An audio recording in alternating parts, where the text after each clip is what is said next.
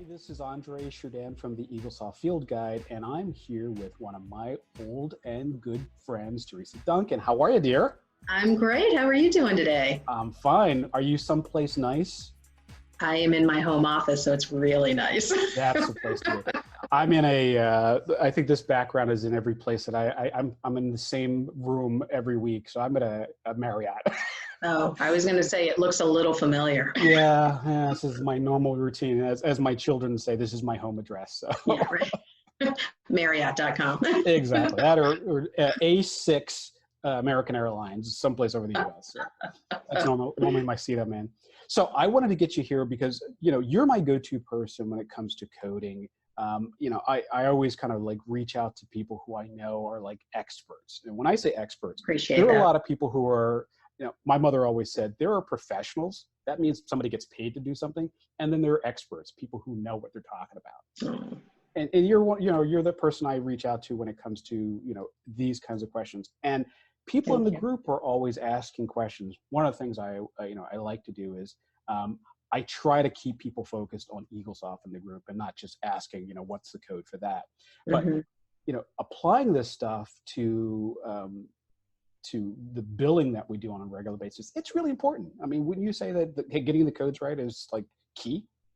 Well, it's really concerning to me when I go into a group and I'll hear, what's the code for this? And it's like this short, really short description.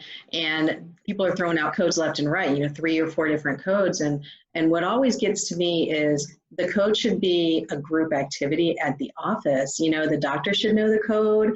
The front office should know the code. I appreciate the network on Facebook to help with all this, but I wonder why the person isn't walking to the back and saying exactly what did you do.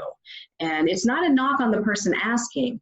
It's really a culture thing in the office where the doctor, I would love it if the doctor explained all these procedures and then they could noodle through what the code was. So we shouldn't have to be PhDs to figure out these coding books, but sometimes it feels like it. Yeah. And what would you say? I mean, my normal number that I call out is I say that most of us in the GP world do about 75 of the 9,999 codes. What I would you know, say? right?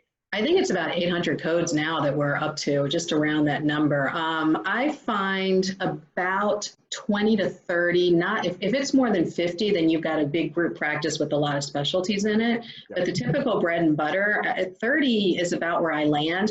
And when I used to consult, I'm not consulting anymore, but when I used to consult, I would pull the 30 to 40 because in that bottom tier are the procedures that the doctor either wants to do because he or she just got training on it and it's probably high dollar stuff. So we want to boost that. Or the procedures they hate to do. So why don't we just take them off the menu? If you hate doing dentures, send them to a pros, or if you hate doing root canals, send them to the endo. So the top number is really interesting, but it's that bottom tier that really tells a lot about what's going on in the practice. Yeah. And one of the things I love doing is there is actually a utility in Eaglesoft that if there is no fee attached to a code, we can inactivate it immediately and get that down to that 30 codes so that we're not having to look through all these codes, which is sometimes more confusing than anything else, Oh, yeah. Are you kidding me? If you don't know what titanium, alloy, platinum, zinc, adamantium is, you don't know what material you've got going on there. Yeah. And I always say, it's so funny how many people still have active the ocular prosthetic code. Yeah. You know what? I've never had anybody say, is this the code for that? I mean, please send me a case if you have an ocular Yeah, prosthetic. I'll do it because I think the relative value is I think it's like a $10,000 procedure. So I'll be happy to do it. Yeah, and, everybody wants to do medical billing, and so there you go. If you feel like doing some ocular replacement, but for medical billing, Andre, don't call me, please. I'm not a medical biller, so. Yeah, and every time and I think today I had 2 questions come out on that topic, and I've now sort of funneled it down to one thread. But that is such if you don't know what you're doing, you really shouldn't do it. It's scary. Yeah, I tease all the time. Yeah, I'm a big car guy, and I have friends who have like really expensive like Ferraris and Lamborghinis and stuff like that, and I say, you know what? Somebody who doesn't know what they're doing, getting in a car like that and playing with a manual transmission and stripping the gears out, you shouldn't mess with something if you can't afford to fix it. And that's what it comes down to. Yeah, and then also having somebody totally different come in and fine you for doing that work, for not doing it correctly, because Yeah. that's really, when you're dealing with Medicare, that's it right there. But I do get that question, and I see it a lot on your forums, and what I really appreciate about your forum, because there's so many out there, but yours is curated, and I hope people understand that word. It's curated, meaning like if he sees a medical billing question, he moves it to that thread, and your forum is one of the first I've seen that has really utilized that well. So it keeps all of the knowledge in one area, which is, really a testament to you. But as far as medical billing goes, when I get this question in courses all the time, I'll tell them who my go-tos are. I have a list I'm happy to send to them. But I hear the question not necessarily because they want to expand their services, but because they're so frustrated with reimbursement on the dental side. So that's what's driving the question, and that's what makes me really worry about it. Yeah. What do you find right now is the hottest code, other than medical codes? What do you find being the hottest code that people are asking about? It's 4341 without a doubt. But scaling and replaning is the number one, I guess, bane of office manager or insurance coordinator's existence. It's getting increasingly harder and harder to pay. And it's because it's been tightened down. The language in the processing policies has really gotten stricter. We're seeing, 5-6 millimeter pocket requirements rather than 4. Sure. And we're seeing, it being stretched out from 24 months per, one time per quadrant, 24 months. We're seeing that stretched out to 36 months. And we're also seeing that 2-year limitation after scaling and replaning is done, where they don't pay for 4910 after that. And just a tip for all of you, I've appealed, and so many people that take my classes, they appeal that and they get it every time, because you have to show active disease is still present, and usually it is. But 4341, you send in the radiographs, you send in the perio charting, you send in the intraoral images, and it still comes back denied, and it's frustrating. So I'm working with a lot of insurance carriers. I talk to a lot of them at the companies, and I'm saying to them, I understand you're trying to crack down on fraud. I get it. But there needs to be a little bit of loosening, because it's gone too far in the other direction. Yeah.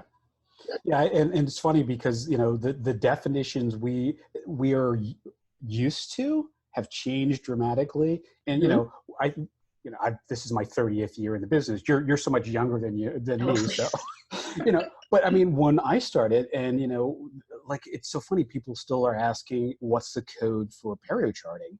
It's like, sorry, buddy.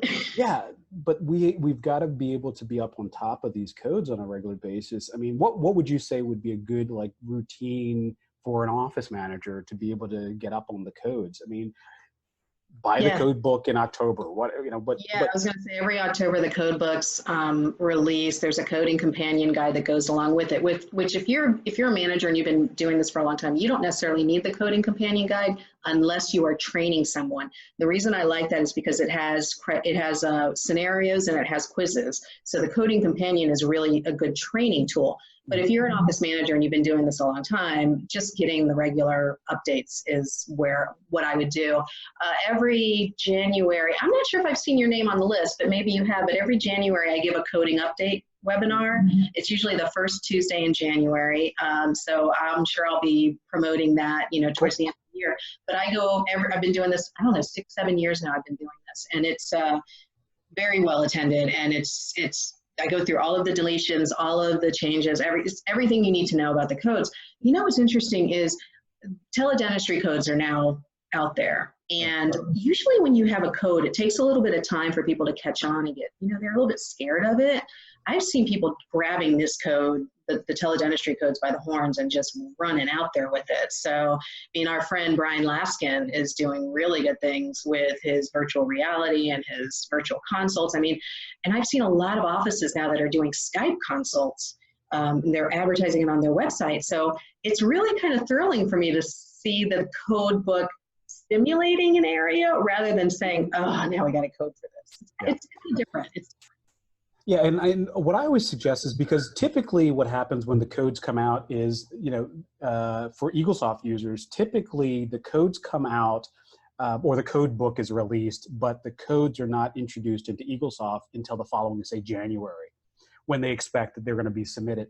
And a lot of people either make the updates quickly and the codes aren't being recognized yet, or there's always this weird time lag that happens. So I always want people to get up to date on the codes and then be prepared. So January 1, they do this installation and now they're ready to go. Right. Have you seen this, the talk about Blue Cross Blue Shield not accepting claims on anything but the new 2018 form? Yeah, so we kind of have a grace period right now with the 2018 form. And if you're not familiar with that, I may need to do an article or something on that because so many people are like, what are you talking about? There's new fields, for the male, female. Sure. Now there's another field for that. There's a third field for that. There's also procedures that are, how many total visits rather than total visits to date, that's been changed. And a couple different things on how to dictate which tooth you're actually dealing with, tooth morphology, and I can get into that later. But we don't have to use it now, but definitely I'm actually kind of glad they came out with that, and I think you'll hear it again for the end of the year because it's the only thing that's going to force people to move and use the new claim forms. I mean, they're going to just use the same claim forms. I still run into people that are using I think 2005, and I'm like, how are you getting anything paid? And they're like, well, we don't. Yeah, insurance companies are dropping it to paper. Right, exactly. And then, sending it back, for clarification. So, no, I like it. Actually, I'm not trying to be on the side of the insurance carriers, but it's a good step forward that the ADA put this forward and the insurance carriers are taking it up. So I'm glad that you were able to take some time to come and hang out with me. And I'm so glad to have you as part of my group. You were my friend, but now you're part of the group. And this is. I appreciate that. Yeah, no, I've been on there a long, long time. And I try not to take over the conversation because, I understand that there's a lot of learning from manager to manager. But sometimes when I see something that's totally off the rails, you know what I got to say though, in your group, you catch that pretty quickly.